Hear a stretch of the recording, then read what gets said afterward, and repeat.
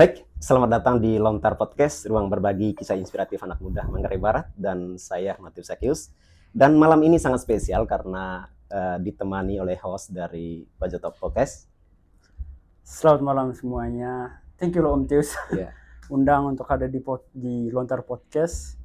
Dan terima kasih sudah ajak kita Bajotok Podcast untuk membahas satu isu yang saya pikir ini penting sekali, sampai dua host podcast tidak buat baju. Ada di orang. Dan such an honor sebenarnya buat saya. Yeah. Jadi kayak ada generasi muda, agak milenial, Bapak juga milenial, dan Gen Z. Segenting ini permasalahan pertanian yang kita bahas hari ini. Ya, dua host juga hadir. Oke. Thank you. Ya, dan kali ini kita akan membahas seputar pertanian dan membahas salah satu hama yang sering menjadi momok bagi para petani, yaitu wereng batang coklat atau WBC. Dan di tempat ini sudah hadir narasumber kita, dan mungkin langsung perkenalan. Baik, selamat malam semua. Saya mengucapkan terima kasih kepada Podcast Lontar yang sudah mengundang saya, kemudian Podcast Bajo yang sudah mengundang saya, juga Bumdes Desa Gorang. Saya apresiasi yang sebesar-besarnya karena ini merupakan momen yang sangat berharga, di mana Manggarai Barat sekarang endemis dengan hama yang namanya wereng batang coklat. Lebih khusus di Desa Gorang. Karena salah satu kebutuhan untuk mensuplai kebutuhan tanaman pangan itu lebih khusus padi, itu salah satunya itu disuplai itu dari Desa Gorang. Oke. Ya, tuh. Kemudian saya juga apresiasi kepada masyarakat atau lebih khusus kelompok tani. Ya, itu kelompok tani ataupun petani itu lebih khusus Desa Gorang yang selama ini sudah kerjasama dengan kami menginformasi itu berkaitan dengan kasus-kasus serangan hama dan penyakit. Itu lebih khusus yang hama wereng batang coklat ini. Oke. Tapi kayaknya masyarakat atau saya pribadi juga baru tahu nih setelah baca narasinya. Jadi itu dari Pak sendiri, saya baru dengar juga sih tentang wereng batang coklat. Tapi kalau secara garis besar itu apa sih sebenarnya wereng batang coklat? Ya. Jadi sederhana, wereng batang coklat ini itu hama penting, hama yang paling ditakuti saya kira untuk seluruh petani Indonesia ya. Jadi karena salah satu wereng batang coklat ini itu tingkat serangannya itu mulai dari vegetatif, khususnya persemaian ya. Itu persemaian, kemudian vegetatif 1 itu umur 10, 20, 30, kemudian masuk vegetatif, yang persiapan prabunting, maupun pada saat masa-masa prageneratif. Bahkan 1 minggu sebelum panen, dia akan mengalami serangan yaitu terhadap tanaman padi sawah ini. Itu merupakan sangat momok sekali, yaitu lebih khusus petani paling takut yaitu dengan adanya serangan yang namanya wereng batang coklat, atau lebih lazimnya itu rata-rata petani itu sering disebut nom. Itu nom itu kadang-kadang itu serangannya itu mulai dari pangkal batang bawah. Nah, gitu dia. Iya. Gitu. Lalu bagaimana wereng batang coklat ini menyerang tanaman padi? Oke. Jadi tanaman padi itu, memang tanaman padi itu kan memang kalau secara budidaya ya atau secara pengelolaannya itu siapa saja ya, atau saya kira bisa semua. Tapi kadang-kadang itu wereng batang coklat ini merupakan hama itu salah satu atau merupakan karena dari hama ini, ya toh, itu contohnya begini, ya toh, hama-hama yang paling penting di Indonesia lebih khusus Desa Gorang ini, pertama tikus, ya, tikus, kemudian wereng, ya, batang coklat, ya, tapi di sini saya garis bawahi bahwa wereng itu ada 3, ya, ya, pertama itu jenisnya wereng itu yang namanya punggung putih, yang sayapnya itu agak abu-abu, ya, kemudian wereng coklat, agak merah, kemudian wereng hijau, ya. Nah, jadi siklus hidup itu wereng batang coklat ini itu rata-rata kurang lebih itu 30 hari. Iya. Apalagi misalnya itu didukung oleh keadaan, ya, suhu kelembapan, ya, itu. Tapi kalau masyarakat kan kayaknya baru dengan ini. Tapi tanda-tanda yang terlihat gitu sih yang lihat di padi, misalnya pas penanaman atau yang sudah besar gitu, yang benar-benar ciri-ciri ini sudah terkena gitu. Oh ya. Jadi sebenarnya wereng itu awal mulanya itu serangannya itu sejak dari persemaian. Ya toh? Itu tadi imago, larva, atau larva, telur imago. Ya toh, siklusnya itu. Ya toh, sebetulnya petani itu jadi macam seperti ya kami nih, ya. Kami sebagai abdi negara ataupun saya sendiri ataupun teman-teman, ya toh, punya panggilan, ya, lebih khusus, ya toh, panggilan terhadap petani. Sekalipun kita membudidayakan segala usaha budidaya pertanian, tapi kita lupa akan dengan tentang perlindungan tanaman. Ya, nah, salah satu awal mula gejala serangan BPC itu pertama di saat persemaian. Itu pertama itu ada pengelompokan telur, ya. Jadi pengelompokan telur ini kan itu sudah ada tanda-tanda di helai daun persemaian. Ya, sebetulnya petani itu sudah paham. Ya, itu. Hanya kadang-kadang petani selama ini itu kadang-kadang petani instan. Ya, instan dalam arti maunya saya harus pakai kimia. Ya, toh. Jadi sebetulnya itu sudah salah.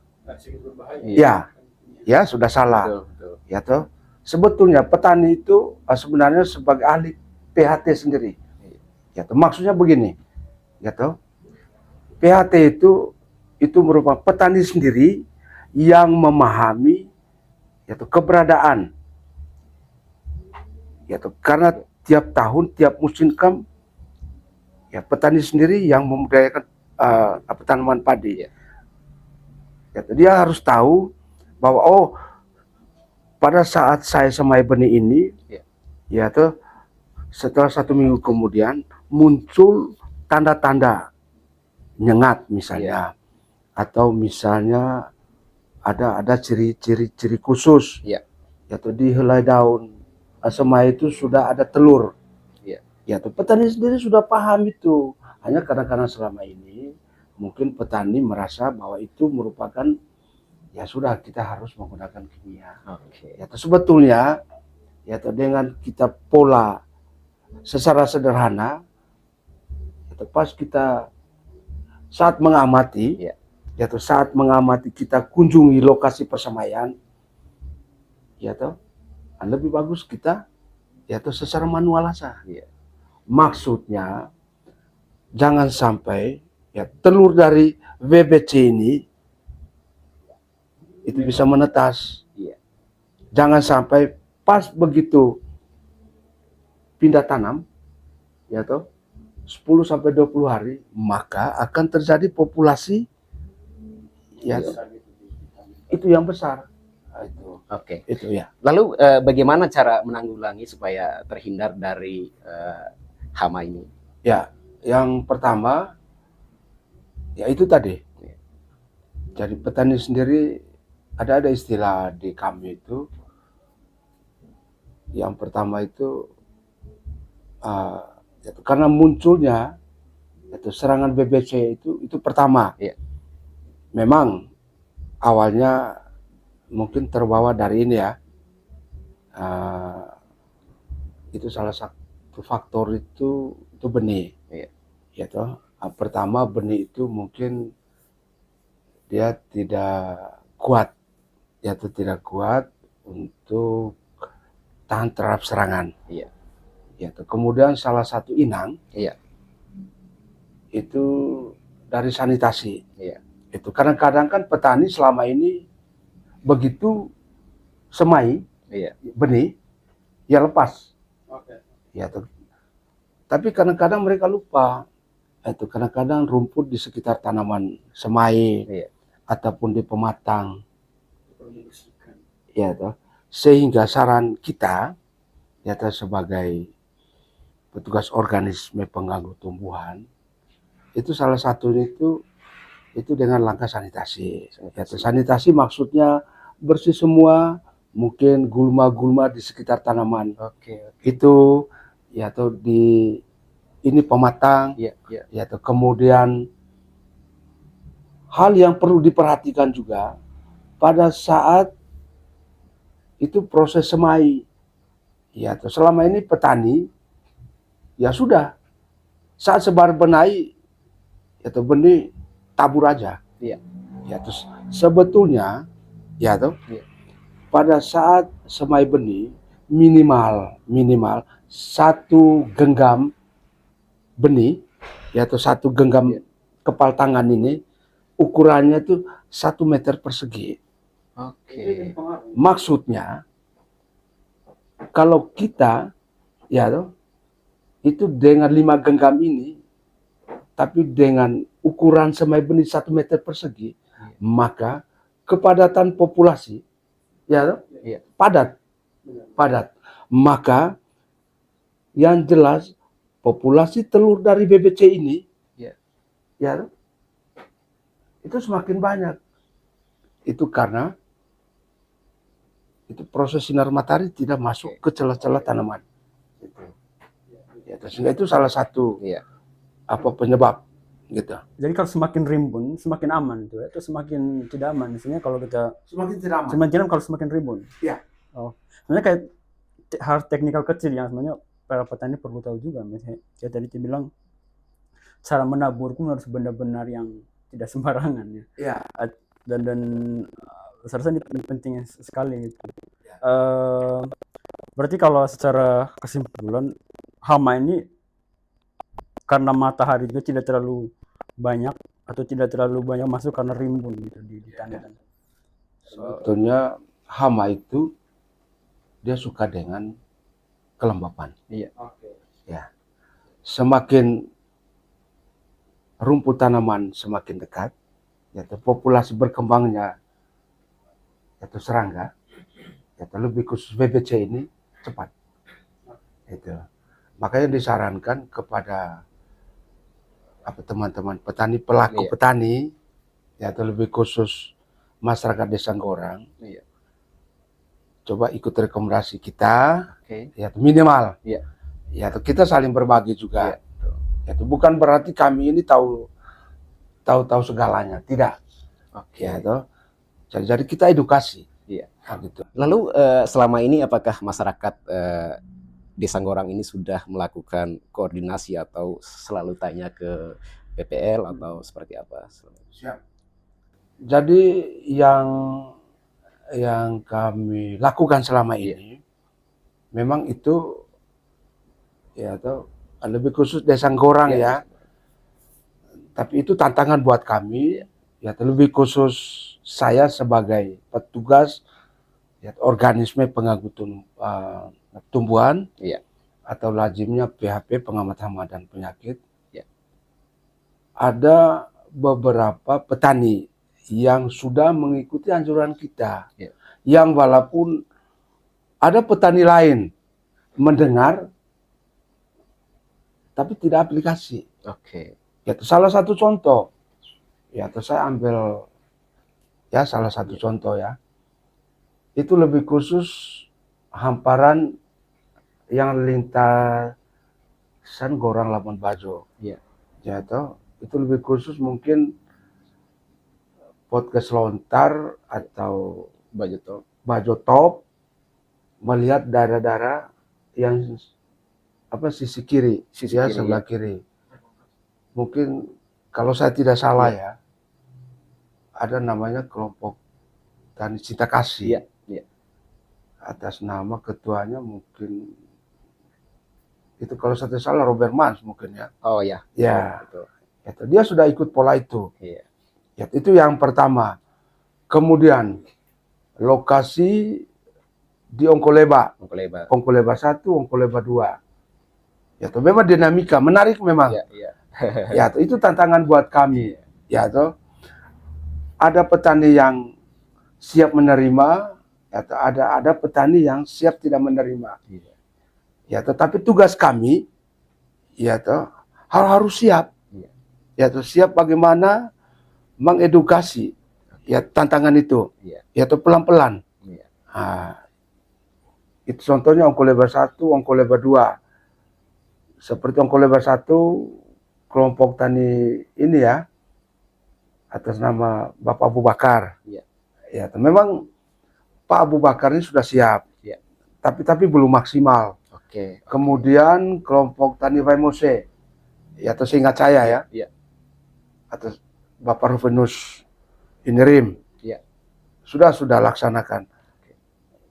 Ya, tetapi kemarin saya identifikasi bukan lokasinya Pak Rufinus Rim, tapi bagian sebelah sananya. Iya.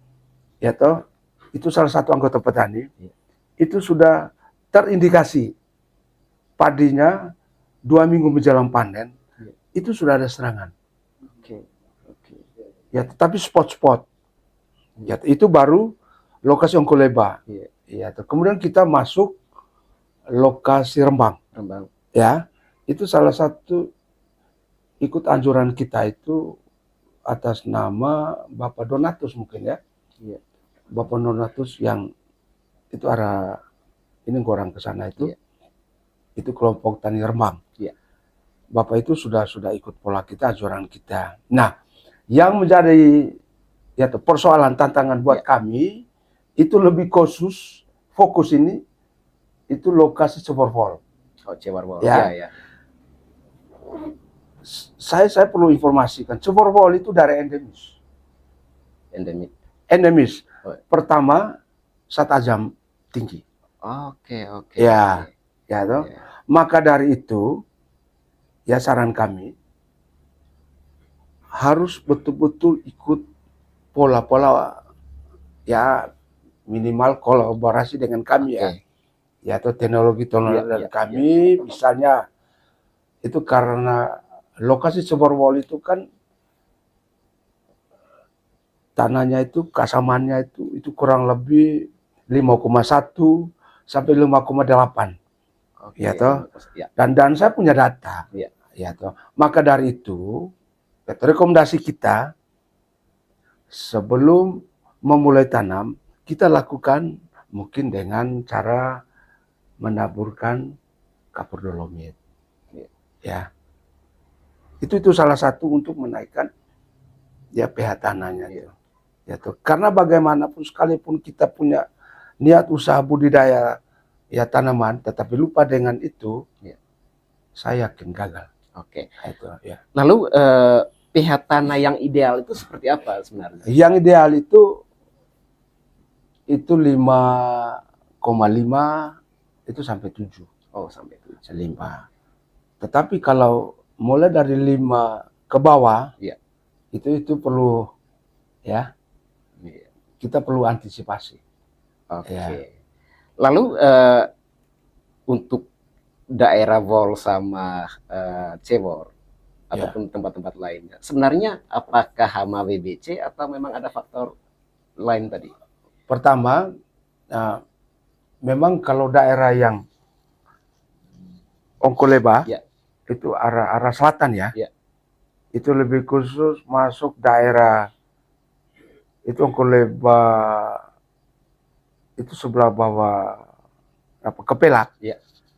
Itu endemis dengan PPC. Oke. Ya, tetapi yang tingkat keasaman yang sangat tinggi itu fokusnya itu di Seborwol. Oke. Gitu. Oke. Berarti Seborwol. karena kebetulan Ya, saya siap. di sini ada lahan di Cewor dan ada lahan Ya. di Wol, dan rata-rata gagal semua. Siap. Berarti itu berkaitan dengan pihak tanah itu tadi. Ya, Atau- kelihatan. Oke. Makanya rekomendasi kami, ya saya kan punya data, ya. Jadi makanya kami sering rekomendasi kepada, ya kadang-kadang kami kan melalui pada kelompok ya, yaitu kelompok yang sudah dibentuk, Oke. ya toh. Nah, itu kami sudah rekomendasi Bapak, yaitu daerahnya Bapak, yaitu sahabatnya Bapak, yaitu pihaknya pihak tanahnya sekian. Ya. Makanya perlu kami rekomendasi ini. Kapur dolomi sekarang sudah banyak. Oke, siap. Ya, itu di toko sudah tersedia. Iya. Ya, yang walaupun ya tetap nanti diintervensi oleh pemerintah, tetap. Ya, hanya sekarang ketersediaan anggaran ya haram maklum. Iya. Nah, itu gitu. Iya. Ini menarik ya, karena ketika saya membandingkan antara Cewor, Cewor rata-rata gagal semua. Ya, Tapi ketika kita lihat di jalur Trans Flores ini bagian kiri, itu sukses semua. Artinya kita lihat, wah ini kenapa? Jadi kan mereka harus tahu masalahnya apa. Kalau Om sudah jelaskan ke mereka kan, sehingga ya cara pengobatan atau untuk mengawasi itu ya tepat juga. Iya. Dan kita berharap sih dengan melalui podcast ini masyarakat petani Desa Gorang ini setidaknya ke depan mungkin lebih sering lah untuk berdiskusi dengan Dinas Pertanian. Ya mungkin seperti itu ya, Pak. Iya. Iya. Dan ya mungkin Tapi misalnya teman-teman yang Gorang ataupun misalnya podcast ini nonton sama orang Lembor lebih besar lagi, apa yang mereka buat misalnya kalau sudah terkena gitu? Ya, yang pertama begini ya, dengan adanya podcast Bajo dengan Lontar ini, itu berbagai informasi berkaitan itu hama utama yang paling penting di Indonesia, lebih khusus ya Manggarai Barat, ya lebih khusus petani Gorang. Ya, yang perlu diantisipasi pertama, ya kita harus menyiapkan benih, benih yang tahan terhadap, maksudnya tahan serangan endemis dengan PPC. Ya, kemudian kalau misalnya sudah terindikasi, ataupun misalnya lebih khusus karena yang ditanya oleh podcast Bajo, itu mungkin kiat-kiat apa, untuk mengantisipasi. Pertama, yaitu tadi sanitasi, kemudian perlakuan benih tadi, kemudian dari sisi pengaturan pupuk, kemudian menggunakan dengan mungkin kita gunakan agen hayati ya, atau pestisida nabati. Saya kira pestisida nabati untuk daerah dari sini itu bahan bakunya itu sangat mendukung. Alternatif terakhir itu kita baru rekomendasi itu yang namanya pestisida kimia.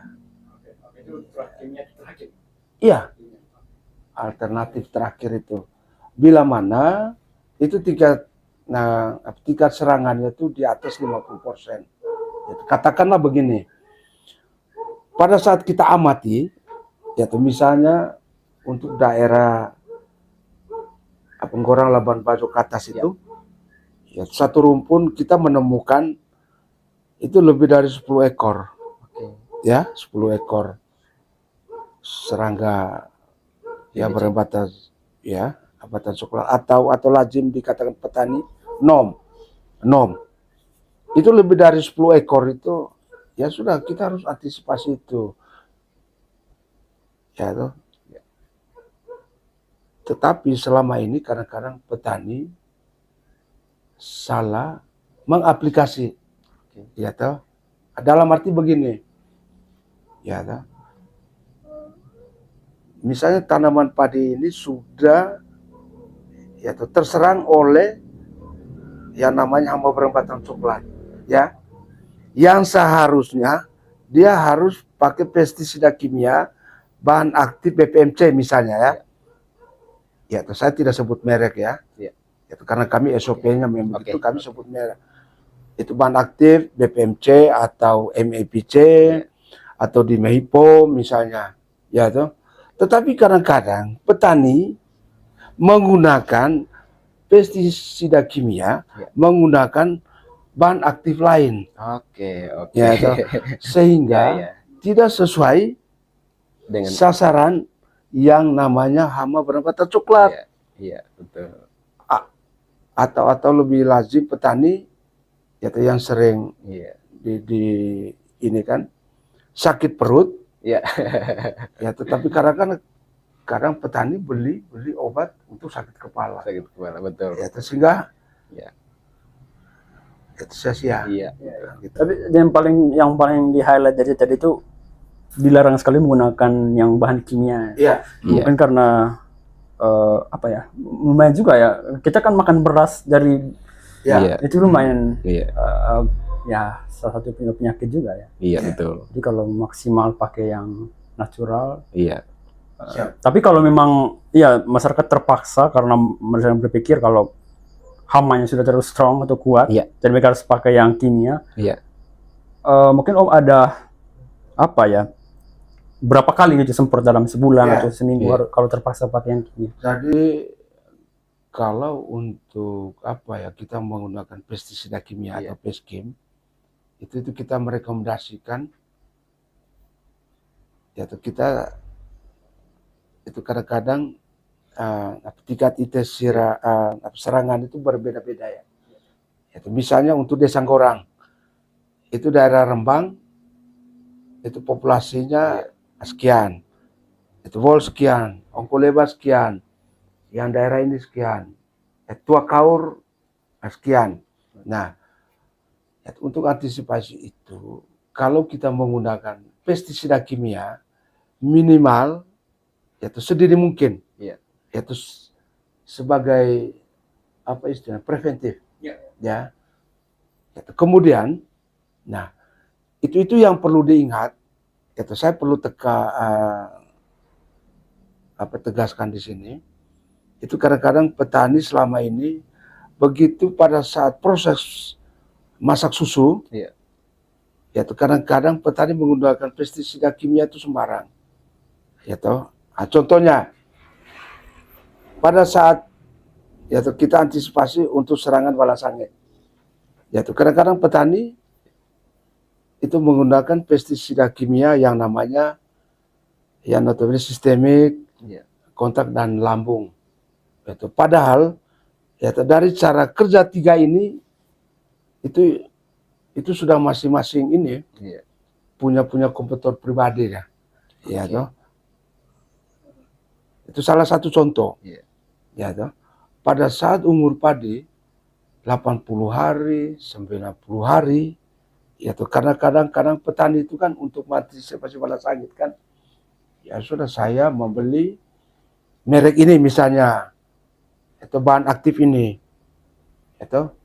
Nah, di saat itu kadang-kadang petani menggunakan pestisida yang kimia, yaitu dengan merek tertentu, dengan yang cara kerja sistemik, ya. Itu padahal dengan cara yang bahan aktif, ya yang sistemik ini punya residu yang sangat tinggi, ya terhadap pada saat proses ya pasca panen penggilingan. Ya daya residu racun itu kurang lebih 60 hari. yaitu pada saat setelah proses giling. Oke. Makanya saran kami sebisa mungkin petani menggunakan, cari pestisida yang ada tulis di luar yang cara kerjanya kontak atau lambung, Oke. gitu. Yaitu sehingga residu Iya. racunnya itu yaitu tidak simpan di bulir-bulir gabah ataupun beras, yaitu sehingga pada saat proses pasca panen penggilingan. Oke. Gitu. Lalu pertanyaan kita sebagai awam, Siap. bagaimana meyakinkan petani, karena persepsi petani itu ya kalau belum kimia tidak akan menyelesaikan persoalan. Ya. Ya. Lalu bagaimana untuk mengubah persepsi itu? Ya. Jadi seperti yang saya sampaikan sejak awal tadi itu ya. Jadi ini tantangan Oke. ya kami. Iya, sebagai Ya penyuluh. toh. Iya. Jadi macam saya, Iya. yaitu saya sebagai petugas organisme pengganggu ya tumbuhan atau pengamat hama penyakit Kecamatan Komodo. Iya.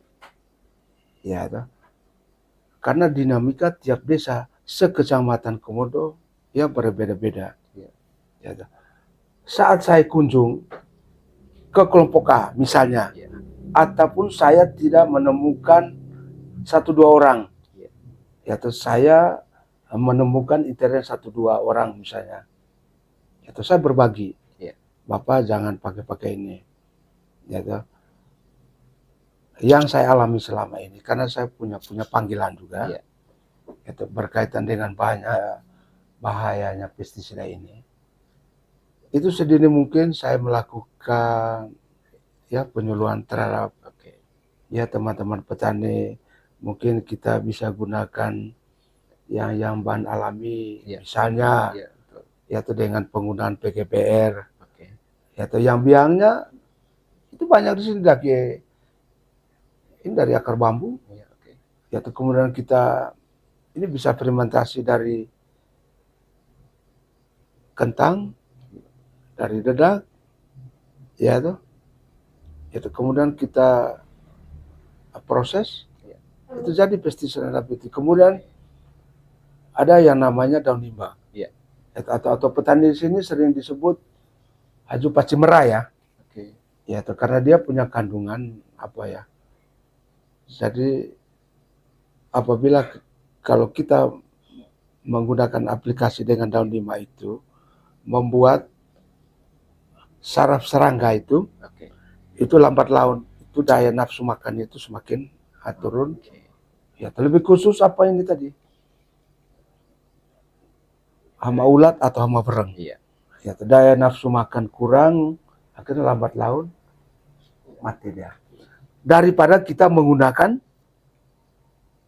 yang pestisida Sudah itu yang kimia. kimia. Ya, nah boleh pakai kimia. Saran kami saat 2 minggu ataupun 1 bulan sebelum panen, Iya. kita bisa menggunakan bahan yang kimia, cari bahan aktif yang cara kerjanya itu kontak dan lambung. Oke. Yaitu karena yang kontak, yaitu cara kerjanya, yaitu pestisida yang kimia yang kontak, ya misalnya begini, padi 1 rumpun, ada ulat, Iya. semprot oleh yaitu yang pestisida kimia yang cara kerjanya kontak, kena langsung mati. Oke. Ya. Iya. Nah, yang lambung, yaitu Iya. misalnya yang hama putih palsu, daun padi pada saat bunting, ya toh, Iya. ataupun pada saat proses primordia, ya toh primordia, ada daun padi yang putih-putih. Iya. Ya toh di dalamnya itu ada telur. Kita gunakan yang lambung.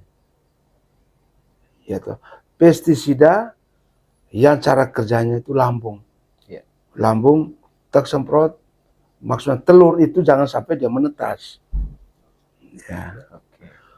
Kalau yang sistemik, itu untuk mengantisipasi hama-hama yang ada dalam jaringan tanaman. Oke. Ya, itu cara kerjanya. Iya. Yaitu 3 bahan aktif itu. Meyakinkan masyarakat petani ya harusnya mereka langsung sadar ya. Beras yang mereka tanamkan mereka makan sendiri. Kalau mereka semprot dengan bahan kimia ya artinya itu kayak meracuni diri sendiri. Iya, betul. Simpel itu Betul. sebenarnya. Iya, Kalau betul. meyakinkan masyarakat. Oke. Kalau mereka masih kekeh dengan kimia. Oke, Ge. Kayaknya belum menarik kalau seandainya kita beri kesempatan audiens untuk menanyakan ke narasumber kita. Dan sekarang mungkin kita beri kesempatan ke audiens untuk bisa tanya. Ya, oke. Terima kasih. Mungkin saya langsung saja untuk mempersingkat waktu. Iya. Saya selaku petani, Ya. memang memahami persoalan pertanian ini secara utuh. Dalam hal ini ya 1 tahun tanaman. Memang berbicara tentang hama ini, ada pengecualian di sini. Menurut saya tingkat serangan untuk tanam kedua ini kan jauh lebih ganas, sehingga memang persoalannya harapan kita mungkin langkah-langkah perlakuan dalam hal ini untuk memutus rantai hama ini. Dalam hal ini begini, memang kita selaku petani selalu boleh berkatakan kita tidak bisa pungkiri. Artinya proses bisnis itu jauh lebih diutamakan. Dalam hal ini ketika kalkulasi keuntungan pada hasil akhirnya dengan tanaman lain, maksud kita gini, apakah dengan metode tanam lain dalam arti misalnya ada pergantian pola tanam, misalnya tahun tanam pertama padi, mungkin di tahun tanam kedua mungkin dari segi kacang-kacangan, karena memang di fakta di lapangan juga kan bagian dari untuk mengurangi biaya pupuk dan sebagainya, karena bahkan mungkin apakah dari pendekatan dari segi Pak selaku pengamat hama, apakah cara-cara seperti ini bisa juga dilaksanakan atau seperti apa? Dari sudut pandang dari pertanyaannya. Rasional, artinya dalam mencegah hama ya. Mungkin begitu saja dari saya. Terima kasih. Mungkin bisa. Baik, terima kasih ya. Bapak siapa tadi? Yusuf Muthalib. Ya, Bapak Yusuf Muthalib. Nah, sebetulnya Bapak Yusuf Muthalib ini itu sudah bisa menjawab ya sendiri. Ya. Jadi salah satu untuk memutus siklus ya serangan hama ataupun penyakit ya. Itu karena secara kasat mata ya diagnosa hama dan penyakit beda, Pak. Ya. Itu. Salah satu memutus rantai siklus perkembangan serangga ataupun hama dengan cara pertama rotasi tanaman. Itu rotasi tanaman yang dijelaskan oleh Pak Yusuf tadi. Itu makanya sejak awal tadi saya katakan sebenarnya petani itu ya petani sendiri sebagai ahli PHT. Yaitu pengendalian hama terpadu. Itu sebetulnya petani sendiri itu yang sudah tahu segala-galanya. Misalnya, padi varietas Cakrabuana, yaitu dia itu tidak disukai oleh hama serangga ini, tapi dia dominan dengan penyakit ini. Yaitu hanya kadang-kadang selama ini kan petani kan lupa, yaitu lupa maksudnya lupa mencatat yaitu dari analisa sendirinya dia, yaitu itu apa yang terjadi situasi dan kondisi di lapangan, yaitu seperti yang ditanya oleh Pak Yusuf tadi. Itu salah satu itu tadi untuk memutus rantai siklus perkembangan serangga dengan cara rotasi tanaman. Pertama mungkin musim tanam satu, yaitu Okmar misalnya Oktober, November, Desember, Januari, Februari, yaitu padi. ya toh. Padi varietas Ciherang, ya toh. Ataupun pada saat proses asep misalnya mulai dari April, Mei, Juni, Juli sampai September. Ya tuh, kalau memang misalnya kita tidak ganti dengan palawija kacang-kacangan, ya tuh mungkin petani masih pakai mau tanam padi. Ya. Itu minimal kalau bisa ganti varietas. Oke. Yang walaupun tanam padi. Ya. Ya tuh misalnya Cakrabuana. Ya. Ya tuh mungkin ganti dengan yang Impari 32 atau 42 gitu. Itu maksudnya. Oke. Ya tuh. Jadi pertanyaan itu sudah dijawab sendiri oleh dan ya, itu petani. menarik Pak, Ya, karena kami itu. juga Gitu, jadi ya. menambah pengetahuan Siap. tadinya. Gitu. Oke, mungkin ada pertanyaan dari teman-teman lain. Ya, silakan. Ya. Baik, terima kasih atas waktu dan kesempatannya. Siap. Saya bertanya sebagai pribadi, lalu sebagai pengurus BUMDes juga di Desa Ngurang, berkaitan dengan pangan ini. Ya. Yang saya mau tanyakan Pak, singkat saja, mungkin Bapak bisa menjelaskan kepada kami tahapan proses mulai dari tanamnya, penyemprotannya, pemupukannya, sampai pada panen, sehingga tanaman itu terhindar dari hama penyakit. Karena begini Pak, selama ini yang kami lakukan itu tanam, ketika ada hama baru semprot, sehingga selalu terjadi hama. Artinya selama ini pemahaman masyarakat, semprot itu tunggu ada hama, sehingga dengan sendirinya hama pasti datang. Lalu yang berikut, pupuk juga. Kadang kami di sini pupuk itu mau pupuk 3 karung, 4 karung, pokoknya harus siap pupuk, taruh semua pupuknya, sehingga efeknya juga mungkin terlalu lebih banyak pupuk mungkin berpengaruh, terlalu kecil pupuk juga mungkin berpengaruh. Nah, di sini saya meminta penjelasan dari Bapak, misalnya dari tahap awal tanam, habis itu penyemprotan, pemupukan, seperti apa gitu.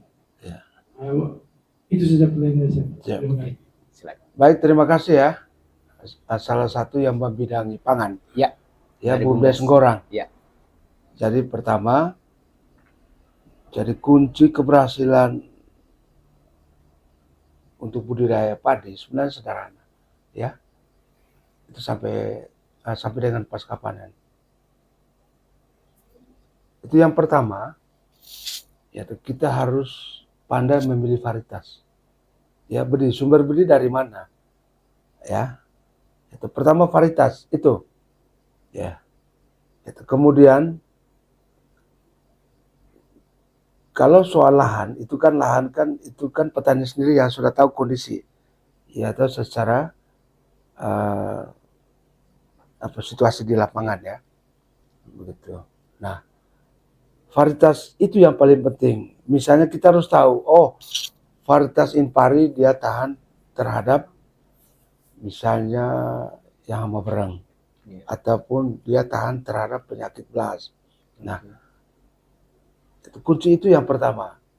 Kemudian sebelum proses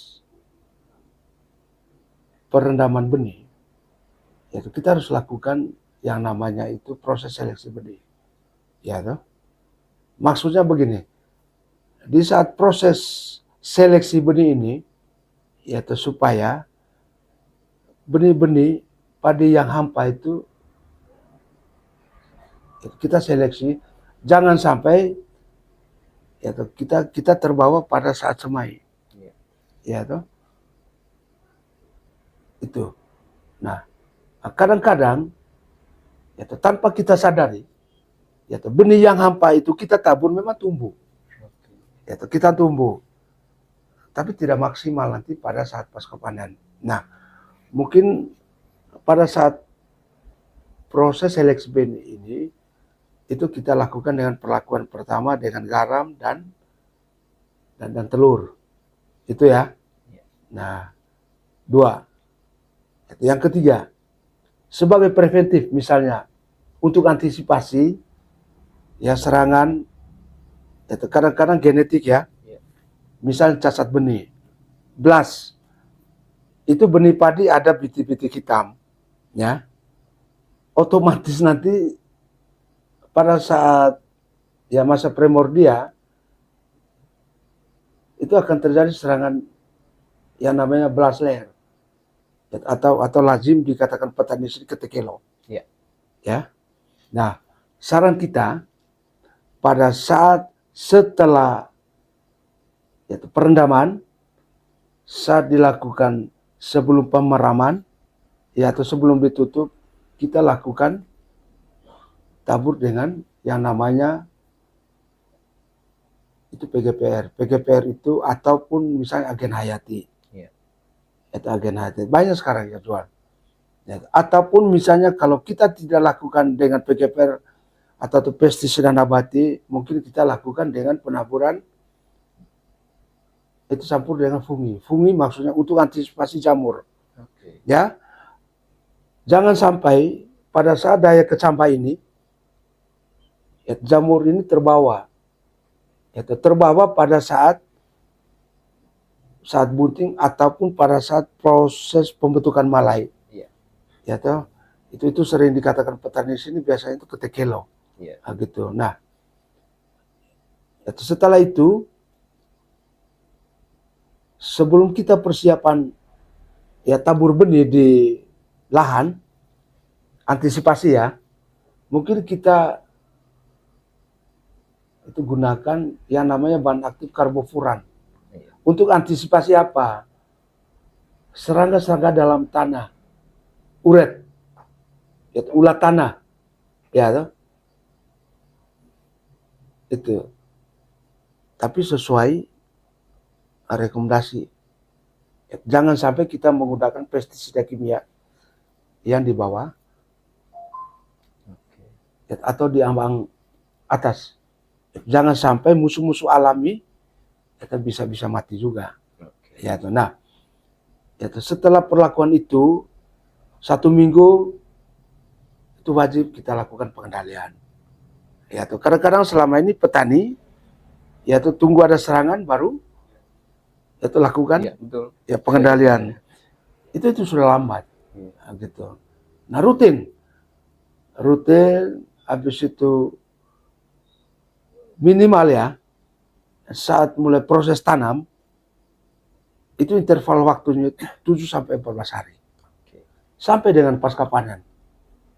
Atau seperti yang saya jelaskan tadi Pak Podcast Bajo dengan ini Lotar, saat akhir atau yang pasca panen yaitu proses itu masak susu harus hindari penggunaan kimia yang cara kerja yang sistemik.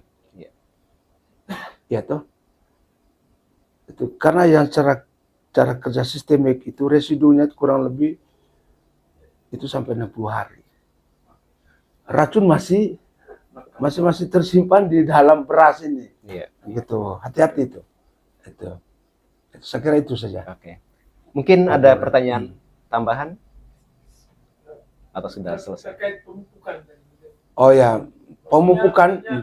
Ini ukurannya, misalnya lahannya 25 kali 25. Biasa di sini kan 1 bujur. Ya. Nah, perkiraan pupuknya seperti apa? Itu. Oh ya. Jangan sampai gini, 1 karung stok pupuk ya siram semua. Siap.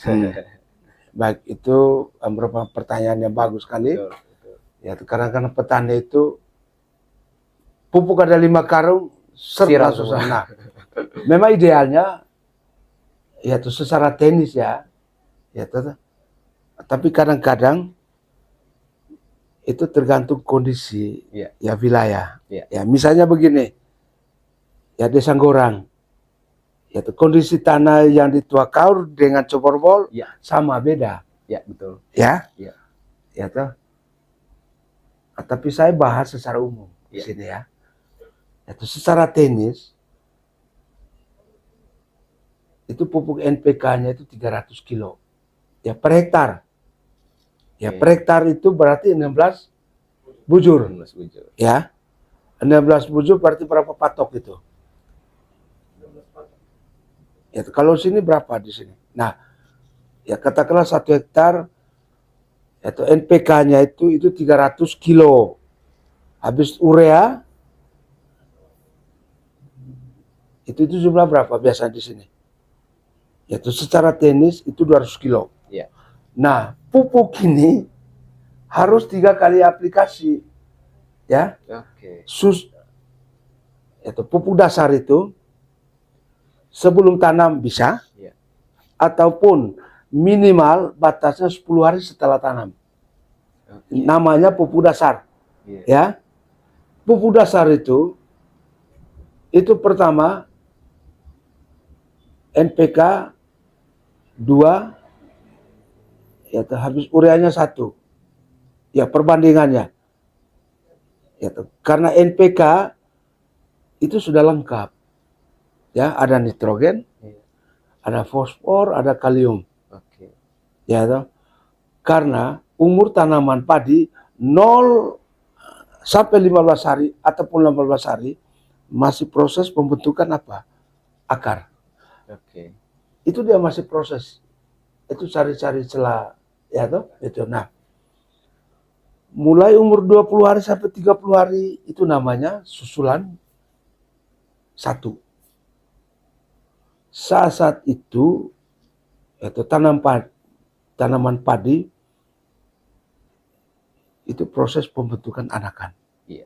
Anakan. Nah, untuk campuran pupuk minimal 21. Ataupun misalnya tergantung melihat kondisi. Yaitu katakanlah untuk daerah Sumberwol, yaitu endemis itu 11 kan di bawah. Iya. Nah, yaitu kondisi tanaman padi sudah ada gejalangan bintik-bintik, jamur, baru kita hantam urea. Saya yakin itu gagal. Oke. Ya, bisa kasih urea tetapi itu harus ditekan.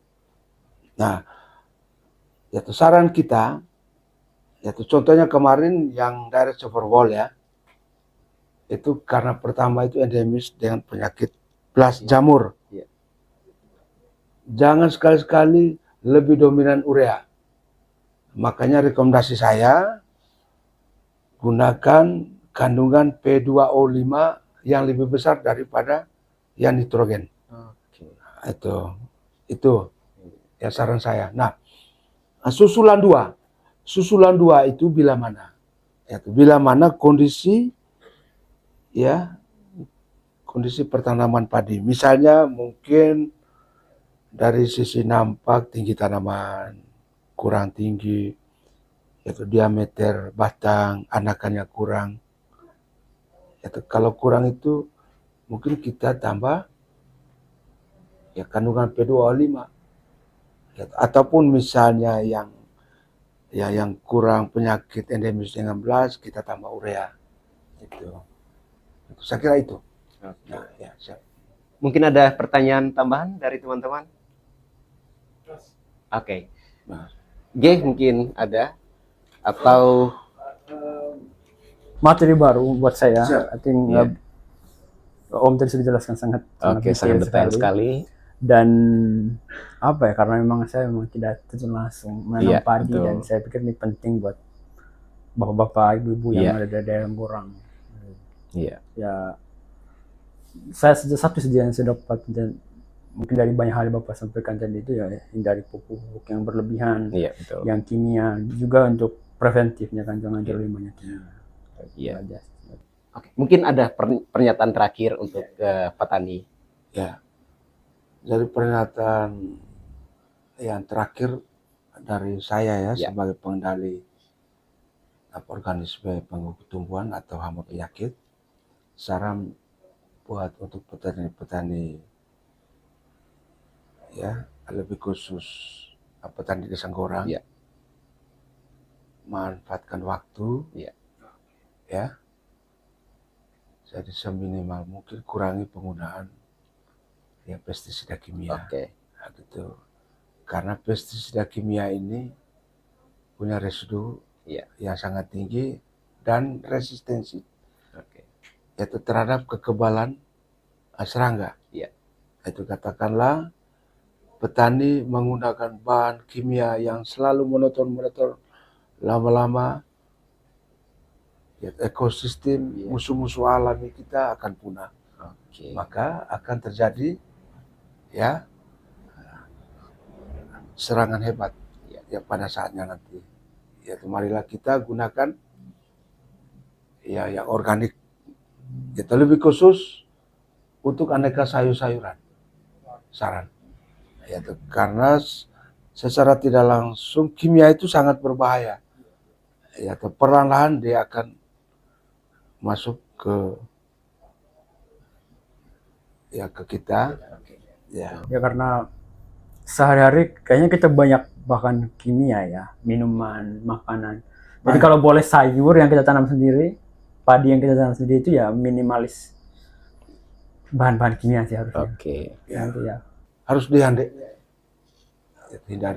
Baik, tak terasa kita di penghujung acara dan saya dari Lontar Podcast dan teman saya G. Karno pamit undur diri dari hadapan teman-teman, dan sekali lagi kita ucapan terima kasih kepada Pak karena sudah berbagi dari ruang podcast, ruang berbagi pengetahuan, berbagi cerita, dan berbagi inspirasi buat teman-teman. Terima kasih. Sampai jumpa di Selamat malam. Sampai lain jumpa. kesempatan. Jadi kalau memang videonya ini tidak ditonton sama bapak ibu, anak-anaknya kasih tunjuk ke orang tuanya. Iya, betul. Ya, maksudnya yang mungkin anak muda yang sering nonton podcast, tapi tolong anak muda yang kasih tahu ke orang tuanya. Ya pembicaraan ini mereka tontonkan kepada orang tuanya. Iya, betul. Bergerak Supaya pertanian, ya. apa yang kita bahas hari ini bisa tersampaikan ke sasaran. Oke, terima kasih. Salam Sobat Tani. Sobat Tani, salam saya untuk petani gorang. Salam spot stop. Ya. Spot maksudnya itu sebagai sumber serangan, hama dan penyakit. Stop harus dikendalikan. Oke, Ya, luar biasa. Stop. Ya. Oke, terima kasih.